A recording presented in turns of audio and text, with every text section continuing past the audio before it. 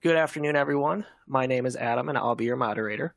Tiffany Wesley from eAssist is our speaker today, and she'll be discussing 8 revenue cycle management tools that are proven to work and that do not waste your time. If anyone has attended a previous webinar with us, you may have noticed that our in-webinar console has changed slightly. I definitely want to highlight some of those features that will enhance your viewing experience. If you'd like to contact us, you can hit the little envelope icon under Tiffany's bio, and that'll send us an email. If you have a question for Tiffany, please type it into the box labeled "Have a Question." And if you'd like to talk with other attendees or just bring up the chat in general, navigate to your control panel at the bottom of your screen and click the chat icon. Before we get started, last thing, Schein is not offering CE credit for viewing or attending this presentation live or on demand. Welcome, Tiffany. Thanks, Adam. I appreciate it. Welcome to 8 revenue cycle management tools you can't live without, guys. So for more than 10 years, eAssist has been putting more money back into the pocket of the nation's dedicated dentists, reducing their stress of their teams and themselves, creating more reliable cash flow. Our platform is comprised of dental billing specialists that serve thousands of dental offices and DSOs all over the country. And to date, we have actually collected more than $8.77 billion from insurance companies. So I don't want to toot our own horn and go through every single one of these, but as you can see, eAssist's reputation for our services offered and our employee satisfaction has earned us some pretty prestigious awards. So how can eAssist help your practice succeed? Well, we offer a very comprehensive suite of solutions in all of the areas that you see here on your screen, which really do truly help practices be more efficient, more profitable, and definitely more patient-focused. So here's a little bit about me, and I'll let you guys just kind of read what you want, and then I'll tell you a little bit more about my story and how I got started in dentistry. So about 18 years ago, I took a semester off of college to take some time to figure out what I wanted to be when I grew up, my semester sabbatical, so to speak. And 3 months later, after working as a temp in a dental office, I knew one thing, and that was that I did not want a career in dentistry. So I went back to school to finish my degree in economics and social science. And then fast forward a few years, and I find myself back in dentistry after leaving corporate finance. And I fell in love with all things dentistry, and I haven't left since. So I have probably had every role in a dental office other than being a dentist or a hygienist. I've been an office manager, I've been a dental biller, I've been a scheduling coordinator, a treatment plan coordinator, an event planner, a janitor if need be. I've assisted when my team got food poisoning. So I've always also been very passionate about education. I feel like I was sort of destined to be a coach. And while I was building my consulting company, I joined eAssist as a success consultant. And then I transitioned over into their launch team. And then I eventually made my way over to eAssist Publishing and Practice Booster, where I really get to live my passion every single day of helping practices all over the country on things like revenue cycle management and insurance coding and administration. So I am very, very passionate about today's topic, and I'm excited to be here with you guys. So today we're going to be talking about a few different things. For one, we're going to talk about the best tools and resources in your practice management software to improve and track your cash flow. We're going to talk about how just 10 minutes a day can improve your revenue cycle management and set clear expectations for your team and your patients. And we're also going to talk about some of the most common revenue cycle management roadblocks that are 100% avoidable. So here's sort of a fun fact. Roughly 2/3 of Americans are enrolled in private insurance, and 76% of those actually are PPO plans. And that number continues to grow. What this means for you is that it's very important to keep a very close eye on your revenue cycle management. So we are going to get started and hop right into these 8 revenue cycle management tools that you absolutely cannot live without. So the very first tool that I want to talk about tonight with you guys is morning huddles. Kind of one of my favorite things to talk about. And what I am finding is that more and more practices are actually having morning huddles now, which is great, right? That didn't used to be the case at all. And yet often what I hear is either they aren't productive or they seem to just be taking up time and they don't really see the point in them. So we have a little poll that is going to pop up. And I want to hear from you guys what you guys are discussing in your morning huddles. So if you are talking about documentation needed for clean claim submission, and you're also sipping on your caramel macchiato from Starbucks or eating those really actually delicious petite vanilla scones, then you would select both documentation needed for clean claim submission as well as eating breakfast. So just go through all of those. So patient outstanding balances, outstanding insurance claims.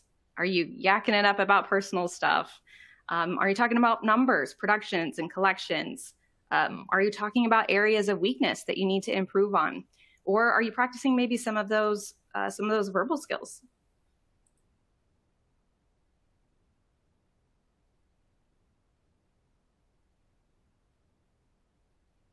I'm looking at some of these numbers coming in, and this is just crazy.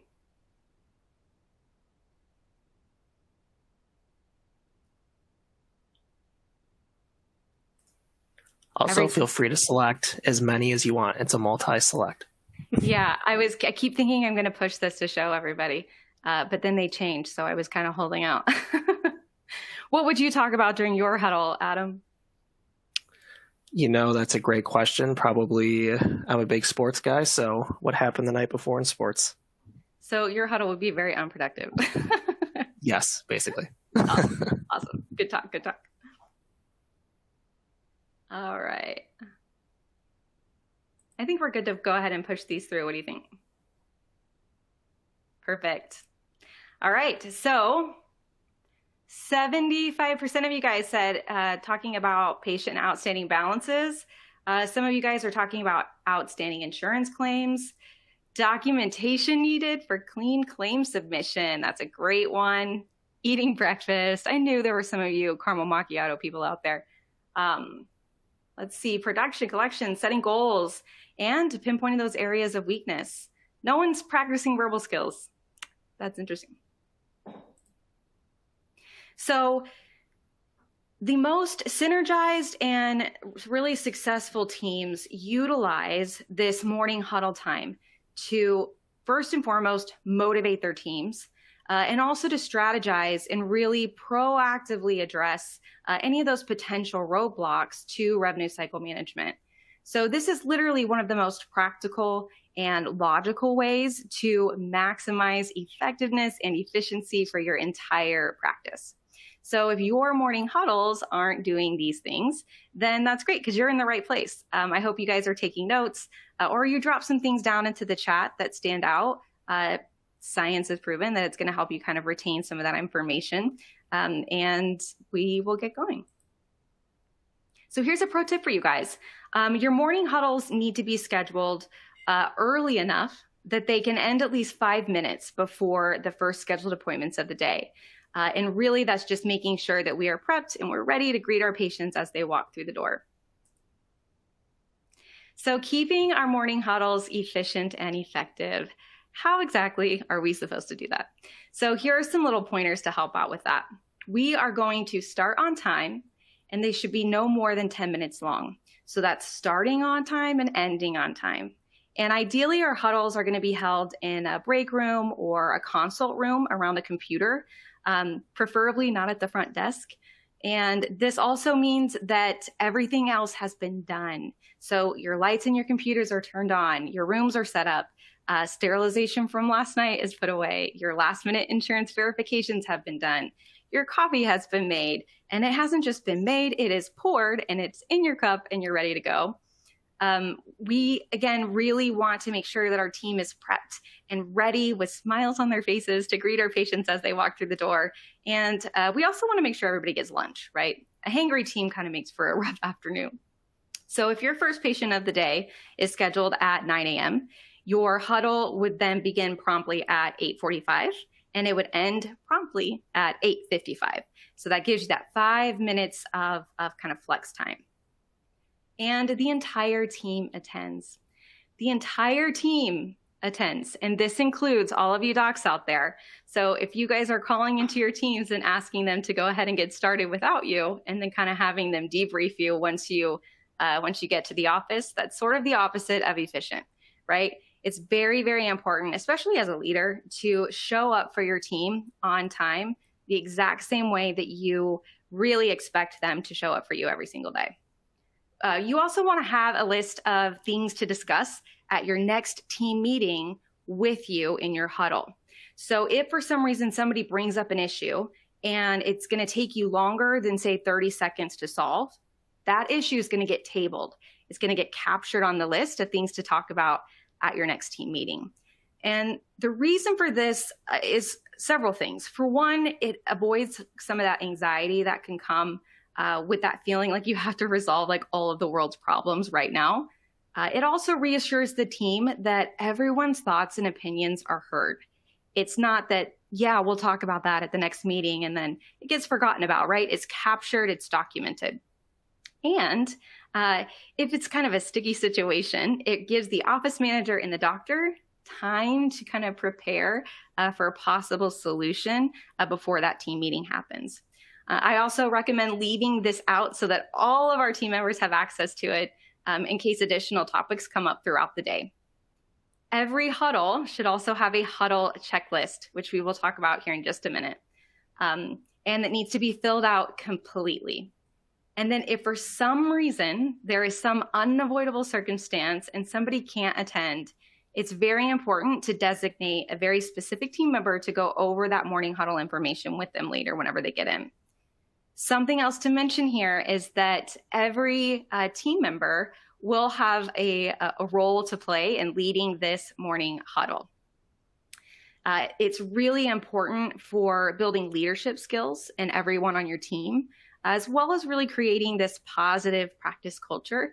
If you have one team member, for example, who maybe runs a stellar morning huddle, like they are a rock star, instead of just asking them to run the morning huddle every day, consider asking them to mentor someone who might be able to use a little help in that department. And then next up here on our list is no distractions. So this is a big one, right? Distractions can lead for a very unproductive huddle. Or as Adam was talking about football, right? Let's leave the football talk out of the morning huddle. It's also not the time to talk about Tiger King and whether Carol Baskin really killed her husband. The entire team being present means everyone is there and ready to go. Physically being in the office, but waiting for the coffee pot to finish brewing or decompressing because you just don't feel like being around people, that is not going to cut it. And we need to leave our personal issues at the door. And it's not to say that they aren't important or that they don't need to be addressed. It's really only saying that this isn't the time or place to give these issues the time and really the attention that they deserve. If it's a work issue, I'm sure you guys are going to get sick of me for saying this, but again, you're going to add it to the list of things to be discussed at the next team meeting. The entire goal is to keep these huddles quick and to the point and efficient. So what are we going to talk about during our huddle?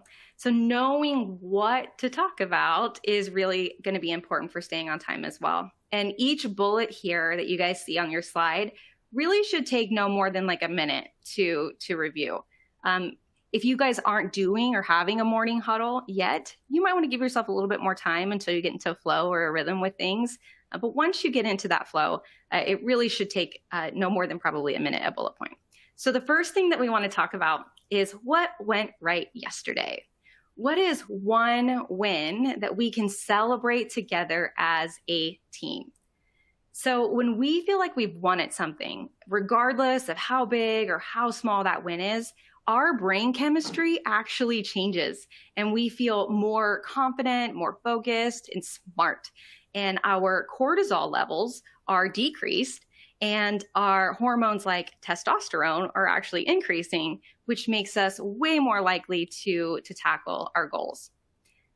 Next, each department really needs to identify any challenges that may have come up yesterday that we can work on improving today. Now, again, if a challenge sparks some kind of a debate, or a solution can't be made in less than, say, 30 seconds, it gets tabled and added to that list of things to discuss at the next team meeting. I feel like you guys should be saying this in unison with me now. And the next thing that we want to talk about isn't actually on this list. And the reason for that is because I feel like these are things that people are typically used to talking about during their huddle. So I'm going to kind of briefly run through those, and then we'll go into depth on each one of these a little later. And that's going to be your previous day's snapshot. So what is a snapshot? This is a look at the numbers from the day before and for the month so far. So discussing these in our morning huddle really helps us to determine whether or not we are on track or we're off track for meeting our monthly goals. These snapshot numbers are going to include things like your production, collection ratio, production per hour. And again, we're going to talk more in detail about those later. And then again, are we on track or are we off track? And based on our total net production that we have so far, plus how much production we have scheduled for the rest of the month, are we on track for meeting our goal?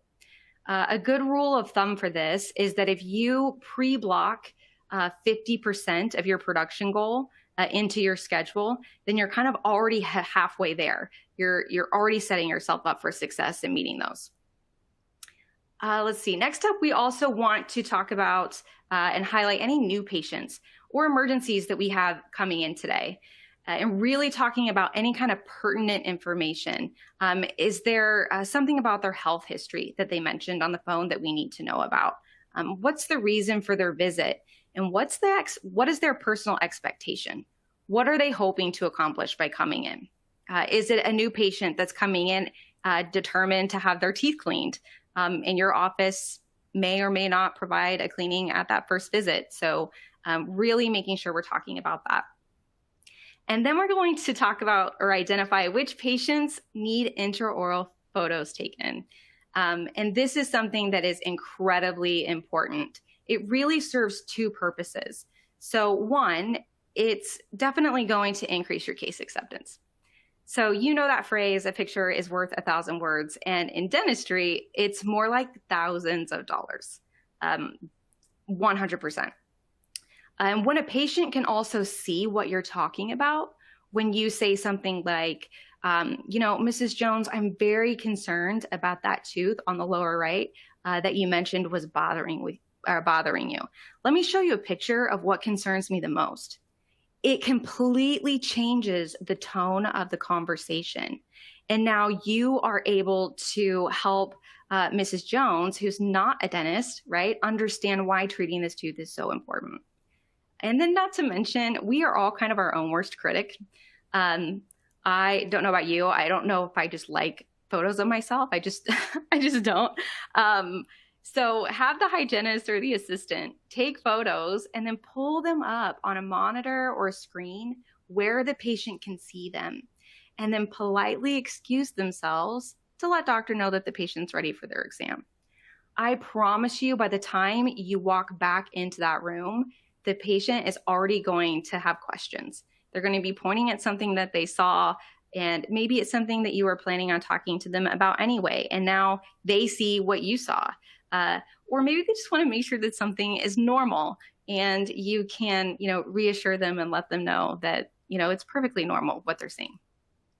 Intraoral photos also are required by some payers, AKA insurance companies, for certain procedures. And when we know this ahead of time, we can prevent unnecessary claim denials. If a patient has a cracked tooth, for example, that is not noticeable on a radiograph, just putting patient has cracked tooth in that remarks section or box 35 of the claim form, that's not going to help get your claim paid. However, if you have an intraoral photo with a visible illuminated crack, that will definitely help you get that claim paid for.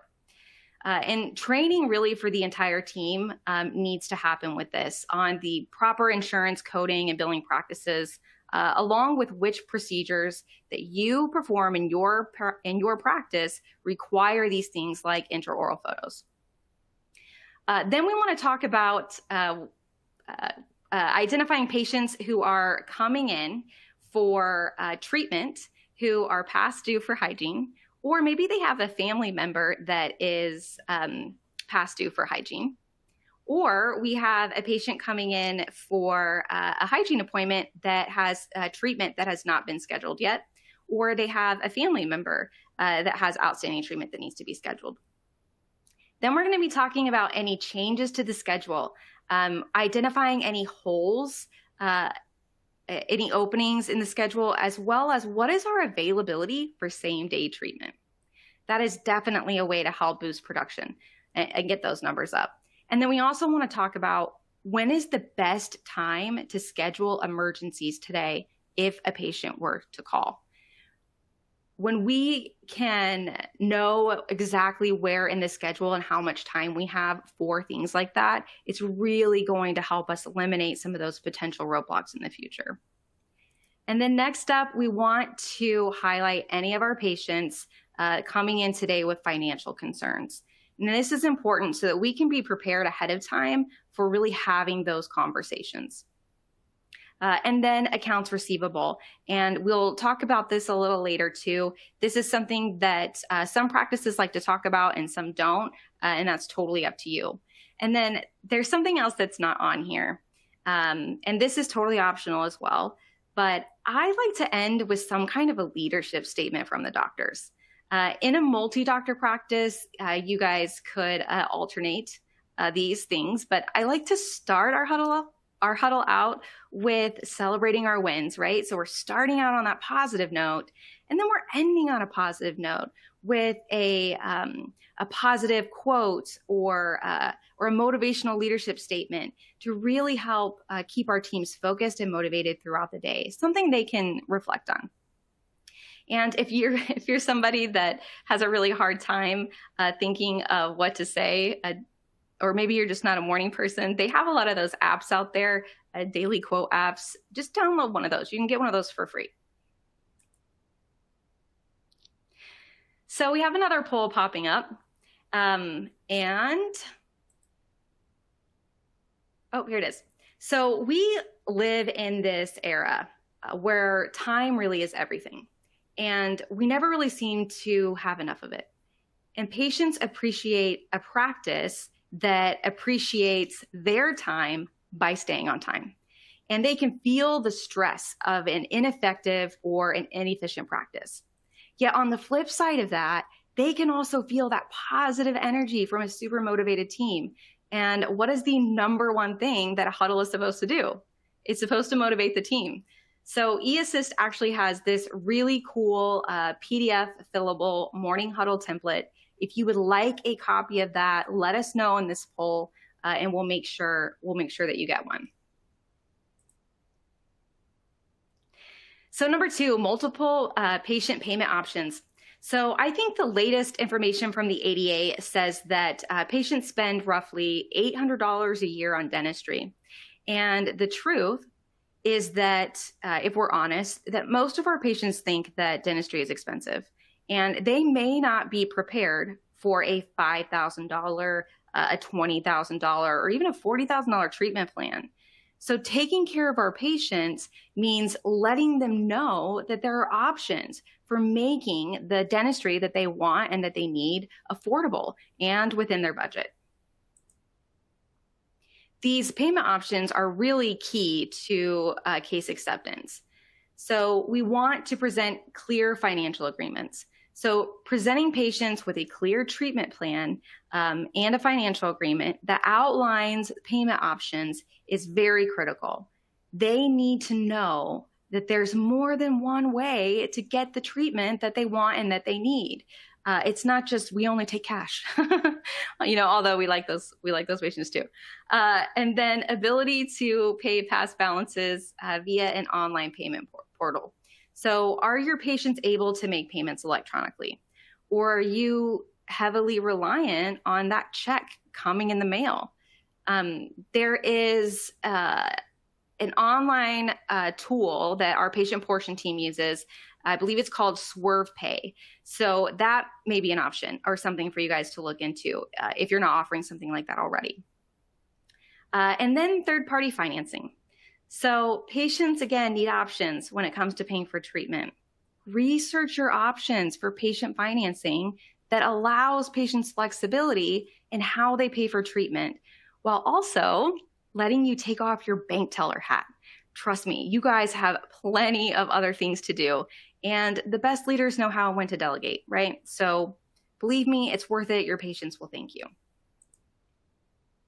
Which brings us to our next pro tip. Your office is not the bank. Between what you need for your next team meeting list and me telling you that your office is not a bank, it's probably going to be running through your head a lot. But have you ever had a patient pay with a credit card or maybe even third-party financing, and they have an overpayment on their account and they want you to cut them a check for that instead of refunding that card? Right? That's a no-no. So make sure that you establish clear internal processes for how your office is going to handle refunds. So reviewing production and collection numbers is something that is important to do with the entire team as a whole. And the reason for that is that it really creates buy-in and it holds everyone accountable for the role that they play in meeting the goals for the practice. So these are the reports that we're going to be talking about now. So your production report is something that should be reviewed daily, and you can do that during your huddle, or at a minimum, you would want to do this weekly during your team meeting. This report tells us a few things. So our gross production is going to let us know how much work we've done. And our net production tells us how much work we've done that we can actually collect on to cover our expenses. So this is our production after write-offs and adjustments. Our collections report is how much we're actually collecting from both patients and insurance. And this is something that needs to be looked at every single day. Every single day, you guys. These are the funds that are actually available right now in the bank to cover our expenses. The reason that we need to look at this daily is because if our collections are down, it triggers us. It triggers us to find out why. It lets us know that we have some investigative work to do, right? So maybe we haven't been working our insurance aging report and there are claims out there that need to be followed up on. Or maybe we've actually gotten out of the habit of collecting from patients up front at the time of service. Or maybe the person who does our dental billing has been out of the office and statements haven't even been going out. So it really could be a number of reasons. But if we don't run this report and really look at the numbers, then we don't know that there's anything to investigate. So do you know what your collection ratio is? If you do, go ahead and drop that down in the chat. And if you don't, that's okay. Hopefully you guys are taking some notes so that you can get it figured out.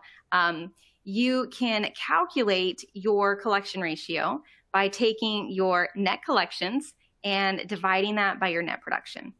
So the ideal collection ratio for a practice should be at least 98%. Yet the average dental practice, their collection ratio hovers around 91%.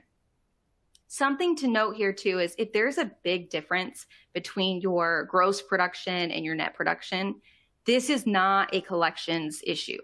Okay, this is a write-offs issue, and that's something else that needs to be looked at more closely.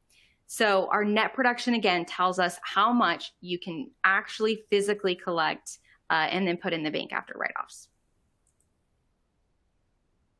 So insurance and patient aging reports. I touched on this a moment ago, but key tools in managing your revenue cycle are your insurance and your patient aging reports. 70% of dental practices, you guys, are unknowingly leaving around 9% of collectible revenue on the table because of missed dental billing and patient billing steps. So what would collecting an additional 9% look like for your practice? So let's check out an example for that. So the average dental practice has an annual collected revenue of around $1.5 million. 9% of that is $135,000 a year that is not being collected. Over the length of a 30-year dental career, and some dentists practice longer than that, that's over $4 million. $4 million, you guys. And this impacts the entire team, So one thing I want you guys to think about is that all of the other overhead has been paid on this. We have already paid the rent, the utility bills, our team, unless for some reason they're getting paid on commission. We paid for our dental supplies. We paid for the lab bill. So this is all money that really could fall to profit. And it could also be where things like raises or incentives come from. I really want you guys to think about that. What could you do for your team, for your patients? Create a bonus system, purchase that equipment that's been on your wish list, fund a retirement. I mean, that's something to think about. So here's another pro tip for you guys, really in kind of helping you guys work towards these goals. Pull your insurance and your patient aging reports, again, on a regular basis, reviewing all of those outstanding balances over 30 days old, and make sure that you've got processes and systems in place to follow up to collect on that outstanding revenue. So we want to start with claims and accounts that are 90 days past due, and then we want to work backwards from there, right? The longer they've been past due, the harder they're going to be to collect. All outstanding claims should be followed up on 14 days after initial submission, and every 10 days after that, every 10 days until that claim is paid. For our patients, statements should be sent out to patients at a minimum on a monthly basis. For larger practices, consider sending statements maybe weekly or bi-weekly, and you can divide those up into alphabetical segments. For example, you could send statements to patients with last names A through M, maybe the first week, and then patients N through Z, the third week. Also, another tip here is I would avoid sending statements out on Thursdays or Fridays. That typically means they're going to be getting these statements over the weekend, and the phone is busy enough on Monday. Am I right? So let Monday be Monday. We don't want to deal with a typical Monday and have tons of patients calling in with questions about a statement that they got in the mail. So hold off and send them on Tuesday. Or if you're not quite sure about how your mail system works or how long it's going to take a patient to get a statement once you've sent it, send a sample statement to your own office and see how long it takes. So make sure that you are reaching out to your Henry Schein Business Solutions team or your field sales consultants for solutions on how to avoid leaving money on the table. That's what they are there for. They can help you point you guys in the right direction with all of this stuff. So number 5, insurance eligibility checks and full verifications. So insurance verification, and some people might disagree with me, but I would say arguably is the most important dental billing step, because really nothing else can happen without it, at least not effectively and efficiently. So why is insurance verification so stinking important? For one, it minimizes rejections by making sure that we have accurate information on file before that claim ever gets out the door. So what exactly is a rejection? A rejection is missing or inaccurate information that the payer just can't process. A denial is when the payer has actually received the claim and they've adjudicated it and they've determined that it's not payable. So even the smallest error on a claim can cause things like delays, denials, and roadblocks, right, to your revenue cycle management. Even the most seasoned insurance guru can transpose numbers incorrectly when they're constantly interrupted or distracted. When you have somebody doing insurance verification or following up on outstanding claims, make sure they've got a space where they can do that without distractions. I know that it may look like they've got 8 arms and legs and could like juggle the world, but they really don't. They really need time to be able to focus so that we can avoid making those mistakes. Make sure that you are developing a pre-appointment readiness plan to have all patient and insurance information really before the patient ever even comes into the practice, right? This is so incredibly important. So the number one missed billing step is actually bypassing this insurance verification. So have you ever had a patient come in for a big case and you were super pumped, right? Like you were pumped, you were dreaming big. So I want you guys to like close your eyes and cue Christmas Vacation. And we've got Clark Griswold, and he is dreaming about that pool that he's going to put in his backyard as soon as he gets that bonus check. Only he doesn't get the bonus check, right? Well, we kind of all see what happens there. That movie's a classic, right? So this is like the same thing that can happen with you when you fail to do insurance verification. So let's say you don't know what the plan's incurred liability date is. The incurred liability date is the date that a payer is legally liable to consider a procedure for reimbursement. When it comes to things like crowns and bridge work, things like that, oftentimes that's going to be the seat date. So if you prep a full mouth of crowns in December and you don't seat them until January and the patient's plan terminates in December, guess who's not getting paid or fighting the patient for payment? That's you, by the way. So I'm not really sure what your philosophy is, excuse me, but here's what I find. Most of the time, the things that need to be done differently or where we need to pivot, they aren't the things that are super difficult or something that someone just doesn't know how to do. It's those tasks that are usually pretty fairly simple. We just don't have the time to do them. And from what I've seen over the years, most practices are actually pretty good at verifying benefits for new patients. The reason for that being because we don't have anything in the computer, right? It's blank. The insurance spot is blank. So it kind of cues us and lets us know that we need to do that. Where we sort of begin to slip is with our existing patients coming in, because we already have something typed up for them in the computer. We already have something in our system. And just asking or simply asking the patient if they've had any changes to their insurance, that's really not going to be sufficient, right? Unless they can physically see what you have in the system, they really don't know what's in there. Their plan may have terminated. They may have new insurance, which means that we're delaying payment because we're sending claims to the wrong payer. If we don't know if their annual maximum is remaining, if they have a deductible to meet, we obviously can't work up an accurate treatment estimate. Or maybe they have the same employer and they think that their plan's the same, but the payer changed up the plans that they're now offering to their employees and the plan number changed. So these are all things that we really have to make sure that we're checking. And any time that we have a new patient or a patient's plan changes, we really have to do more than just checking their eligibility, right? We need to do a full verification. This is really a deeper dive into things like coverage amounts, covered and non-covered procedures, frequency limitations, exclusions, all of the things, right, that go into insurance so that we can prevent claim denials.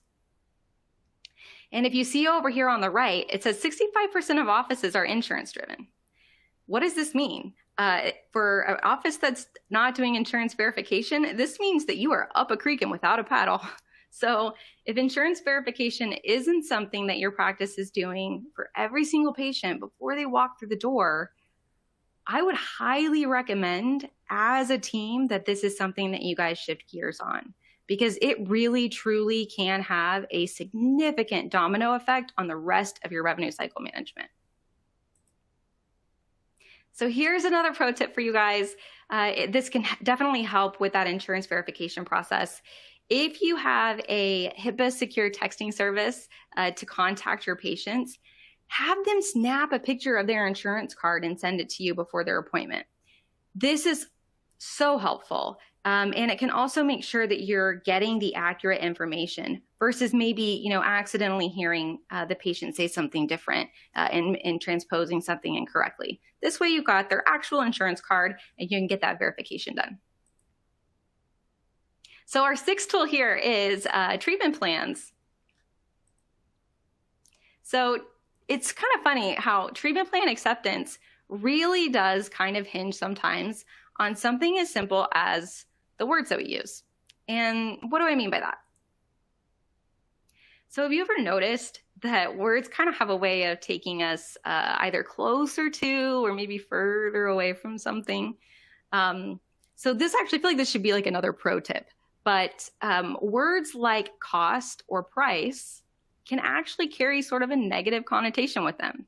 And Lois Banta taught me this 1,000 years ago. If treatment is under $500, we really want to use the word fee instead of cost or price. And if the treatment is over $500, this has now become an investment. So pro tip there for you. Here's another one. So nail down your verbiage, definitely for sure, as a team to really show that your office cares about them. And it also helps you set very, very clear expectations that payment is due at the time of service. So if we are going to be offering ideal care to our patients and striving toward them accepting that ideal care, we need to be prepared to talk about treatment with confidence, right? Whether it's a $5,000 treatment plan or a $40,000 treatment plan, we can't flinch or freak out or panic when they say, well, how much is that going to cost? Or how much is my insurance going to pay? This isn't just something that we need to be prepared for. It's something that we have to practice, right? This is literally something you have to practice. So I'm going to share a little tip with you that someone once shared with me, and that is to take the top 5 or 10 questions or comments that you hear from your patients about treatment. So questions or comments. It could be something like, how much is this? Or do you have a payment plan? Or the famous, I only want what my insurance will pay for, right? We've all heard that one. And put those on strips of paper and then toss them into a cup or a bowl. And then during your next team meeting, have everyone go around the room and pick one of those out and then answer it. And practice these until you feel comfortable having these conversations with your patients. It is so important. And don't call it role playing. I feel like we've used that word a lot, especially in coaching and consulting and things like that. Nobody wants to role play. Call it practice, or call it whatever it is that your team wants to call it. Just make sure that you guys are doing it, right? And then tool number 7 is your financial processes. So one question I get is, what's the difference between a financial acknowledgement and a financial agreement? Do I need both?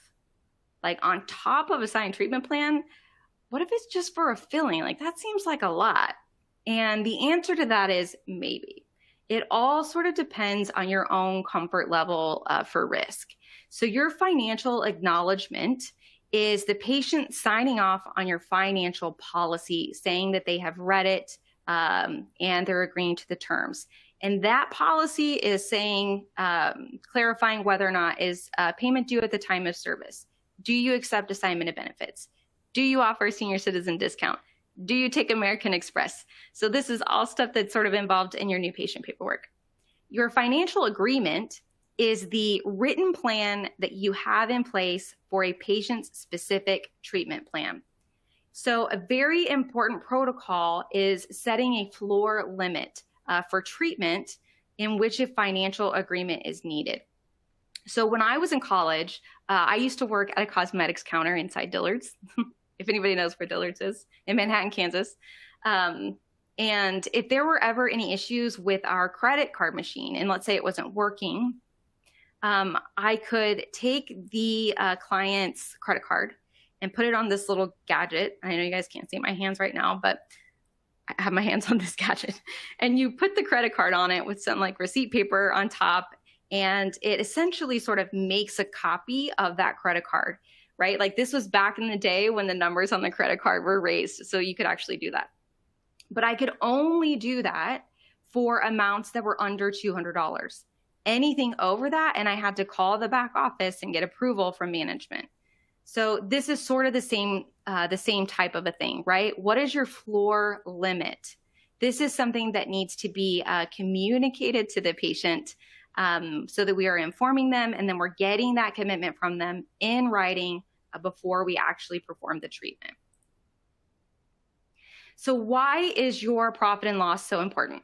So in the same way that a dentist can't diagnose treatment without radiographs or doing an exam, you can't diagnose the health of a practice without seeing the profit and loss statement and having an accurate reflection of your overhead expenses. So we really want to make sure that we're using this to calculate our practice hourly overhead rate. So to do this, you're going to take your total monthly overhead costs and you're going to divide that by your total monthly hours of operation to get that practice hourly overhead rate. And why is this important? Well, earlier we were talking about collection ratios, right? If your collection ratio is only 91%, you would need to have a net production of around $22,000 a month in order to collect enough revenue to cover the $20,000 overhead expense that you see here on the slide. If your collection ratio is 98% a month, you would only need a net production of around $20,400. That's $1,600 a month difference, an additional $20,000 a year just to keep the lights on because of that difference in your collection ratio. So make sure that you guys are set scheduling goals to produce more per hour, obviously, than that practice hourly overhead rate, so that you can make sure that you keep those lights on. So improving profitability doesn't mean only increasing your production per hour, right? Dr. Warren Willis actually wrote this really amazing article. I think it was in Dental Economics on 12 ways to boost practice profitability. And in that, he outlines, number one, how important it is to calculate overhead. And then he also talks about some different ways to kind of rein in expenses. So if you haven't already read that, I highly recommend you check that out. Again, it's Dr. Warren Willis in Dental Economics. So we want to make sure that we're reviewing our itemized profit and loss report on a monthly basis. And that's going to include the type of cost, the amount of the cost, and our percentage of overhead, which then is calculated by taking your overhead cost and dividing that by your total collections. And then we want to compare individual monthly overhead expenses, really to take a look at things and see where we can cut costs and really improve and maximize profitability. Are you paying for Starbucks for your team every morning? Probably not the best idea. And you may laugh when I say that, but I've actually known practices that have done that. That's definitely a way to eat into your pocket. So don't be afraid to negotiate with people either. The important part is really making sure that we're getting those overhead expenses down. So when tackling revenue cycle management, simply challenge your mindset about what is possible. You guys, a scarcity mindset is one of the past. We need to make sure that we are focusing on the future and abundance by setting aggressive goals. And you can do that using the tools that have been outlined today. And also by learning from those who already figured out how to achieve great results. Reinventing the wheel is really the opposite of efficiency, right? And we are an industry full of high achievers. I think sometimes that can be like synonymous with perfectionist. I am actually a recovering perfectionist myself. But it does not mean that we have to be perfect. We just have to be resourceful. That's it. We just have to be resourceful and use the tools that we have. Napoleon Hill said that the biggest reason for failure is the inability to make new plans to replace the plans that didn't work. And these 8 revenue cycle management tools are going to help you identify what's not working and also highlight where it is that you and your team need to pivot.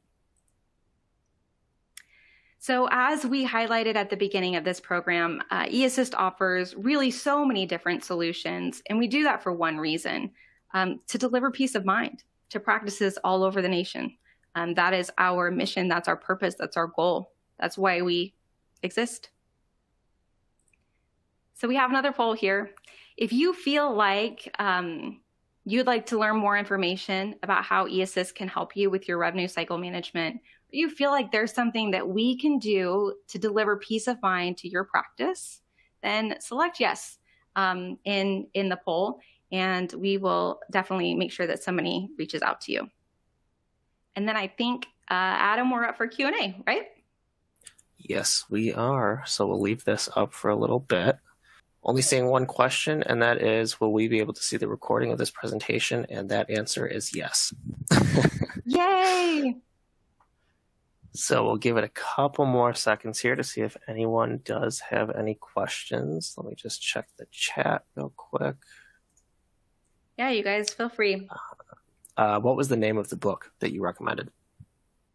Oh, the book. It wasn't a book. It was an article in Dental Economics by Dr. Warren Willis. Go to Dental Economics and search for Dr. Warren Willis. He wrote an entire article on overhead and profitability. And that the profit and loss statement. Definitely check that out if you haven't already. Great. More questions coming in here. How can we motivate a team to be more efficient?